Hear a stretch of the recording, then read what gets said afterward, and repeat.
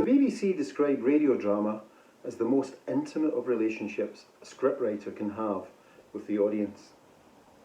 I've learned that the listener must be top of mind with each line delivered. In the next 10 minutes, I'm briefly going to describe what I've learned through the process of making, albeit a pilot, but making My Lucky Charm. I'll give you my evaluation of what we've ended up with. I'll also talk about the lessons that I've learned through the research that I've done into what makes a good radio drama. Finally, I'll talk about, so what next? What's my development and where do I go from here? To begin with though, let's recap and look at the highlights of making this drama. Enjoy. It's the 15th of March. I'm just driving up to the Foundry Music Lab studios. I've been in a few studios every time I go to one of these places. Despite the fact they're a seat of creativity, they're always in industrial estates or something, not the most attractive of places. Well anyway, today we start the process of recording the actors. There's 4 actors and I've met 3 of them. And I've had some input from them. I've given them what I would call at best my director's take on it. So I've set the scene in terms of what we're trying to achieve. You need the other person to bounce off. You do. It works so much better. Is that fine? I think so. Not at all. Aye, they can be a bit strong. Sorry. Not at all. Aye, they can be a bit strong. I thought you were a pipe smoker. Normally, hold on, let me move that. Sorry, give me that again. I'm in the live room of the Foundry Music Lab. Today what we do is turn the drama that we've produced over the last 2 days into a musical. Flowers make me blue, 'cause this will hurt you. In this section I'm going to give you my evaluation of where I ended up. I should start by stressing that I am delighted. I think the contribution that everyone made to this project has been superb. I'm very pleased with the effort that everyone put in. We ended up with 2 variations. One which is purely dialogue. That's a drama designed for radio, and the other one is a drama stroke musical, which in theory could be on stage as well as radio. The reason I've gone for 2 is because I've yet to establish which one would be the more appealing to a radio audience. There are 6 key lessons that I've learned from this project. I'll cover them off now. Firstly, pre-production. The planning was meticulous, and good regular communication is absolutely critical to ensure that everyone is clear on what is needed. Furthermore, I'd also written all the music in advance and incorporated into it any changes necessary because of the feedback that I'd received. Secondly, failure to decide on whether it was a radio show or a musical stage show led to many iterations of the script.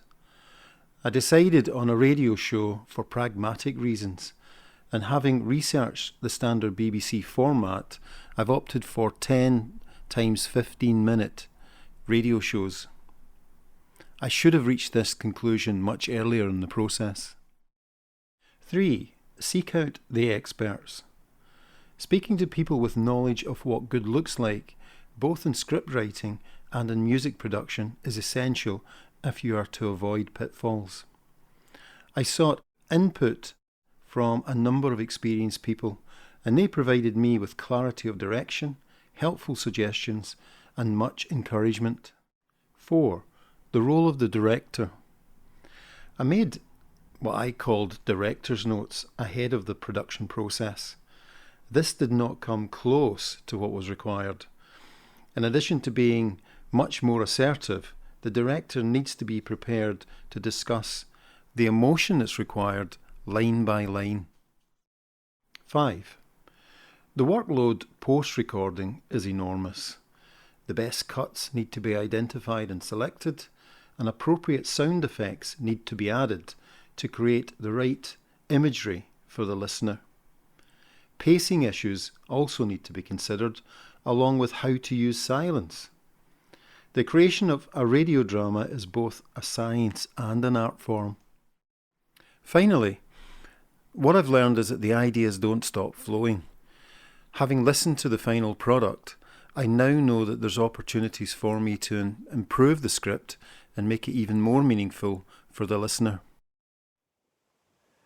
I want to spend a few moments just looking at the theoretical concepts and how they too have helped shape the script that I've now got. There is no shortage of the number of books written, providing guidance and advice on how to write for radio. There's Writing Radio Drama by Grove and Wyatt. There's Writing for Drama by Sean McLaughlin. The best, however, that I've come across that's to the point is actually the guidance by the BBC. They all seem to overlap in terms of the advice that they provide. If I was to summarise it, maybe there's just 8 key points. Things like, for example, minimise the number of characters you've got, having no more than 3, 4 in one scene. Make those characters distinctive, even down to the accents that they use. Ideally, write about something that's personal. That's obviously what I have done. Writing it from a personal perspective makes it so much easier to tell the story. Make sure the dialogue moves the story forward. Don't get bogged down because you'll lose listeners. They stress the importance of sound effects. Not only does it place the listener in an environment, it can build in tension, it can set the scene. The use of silence, for example, can move from one scene to another.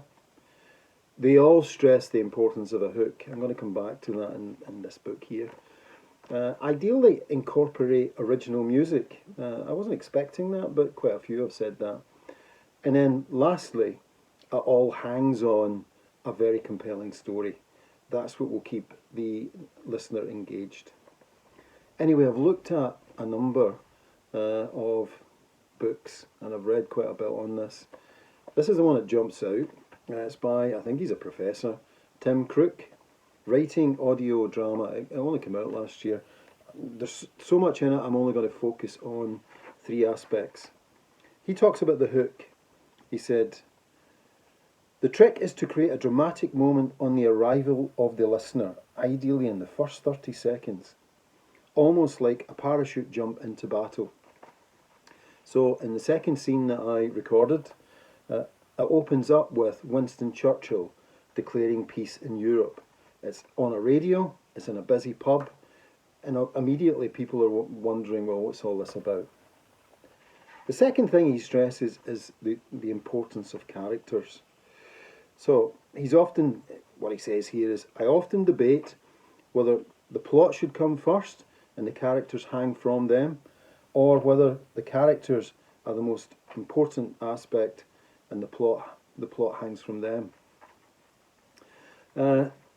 In my case, the characters were real. I mean, I grew up with some of them, so I knew them. It made it somewhat easier for me. Finally, dialogue and the use of sound to move the story along. Spoken language has to be a response to a plotted situation. Again, in that scene, the 2 protagonists are in a busy pub. She's told him something that he didn't want to hear, didn't expect. He's angry, but he's got to subdue his anger because he doesn't want to create a scene in a busy pub. All of this advice has helped me craft this script that I've put together. Hopefully it becomes clear when you listen to it.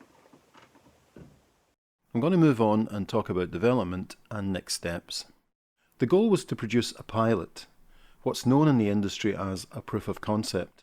What I have produced is 2 episodes out of 10.